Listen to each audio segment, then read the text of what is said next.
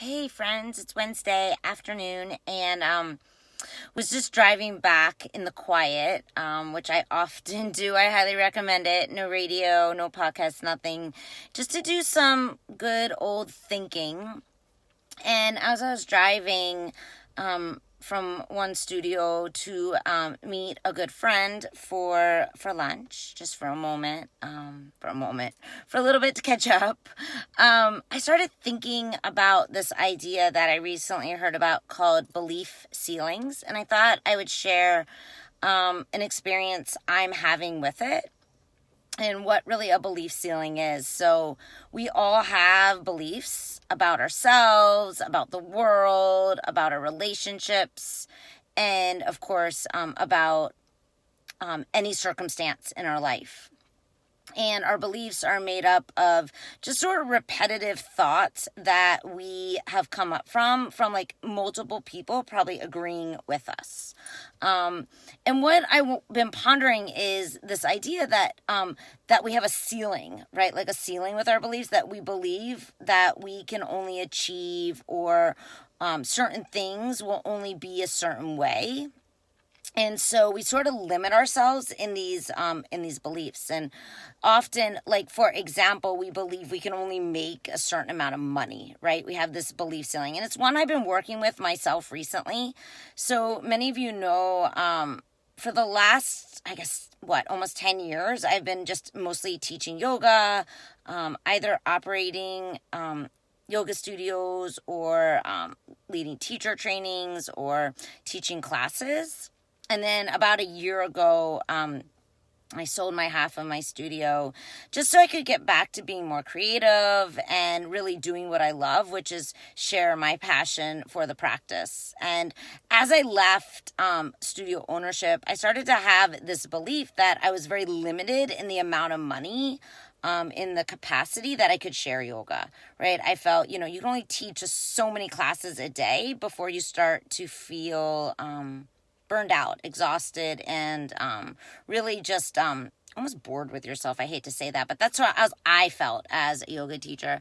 So I started to have this sort of negative feeling inside about my own possibility in this industry. Like, how was I going to support myself and my kids and really be able to live a nice life? Like, I'm not going to lie. I love yoga and I love all of what it offers for people, but I also love nice things, and I want to live from a place of ease and not stress. And yeah, we all know that the world does run on energy exchange, money. So I've been kind of pondering here, right? Like this idea of this capacity of, oh my God, like for a long time, like I was thinking, oh, I might have to get another job. And many of my friends know, like I was like really, really stressed about what else can I do? And then, so fortunately, I just sort of stumbled upon this incredible podcast. It was, I don't know, maybe a year or two ago.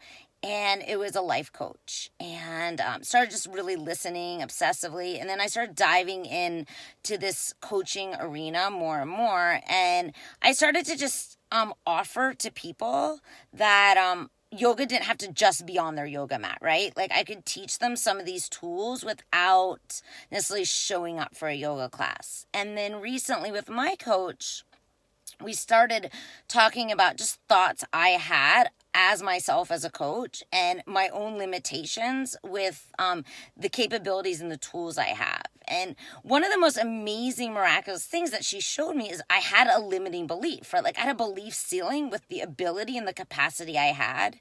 But what she showed me and what I didn't see is that yoga is a process of transformation, right? So I have all the tools that I actually need to show someone, to teach someone how they can transcend past wherever they're at and accomplish, conquer, and reach all their goals, right? So when I started to open my eyes to this capacity as like a yoga coach, right? Not just a life coach, but like really implementing the tools of yoga with the mindset work together, like meshing them together, like the limiting beliefs I had, the belief ceiling I had just like blew up, like the roof went off.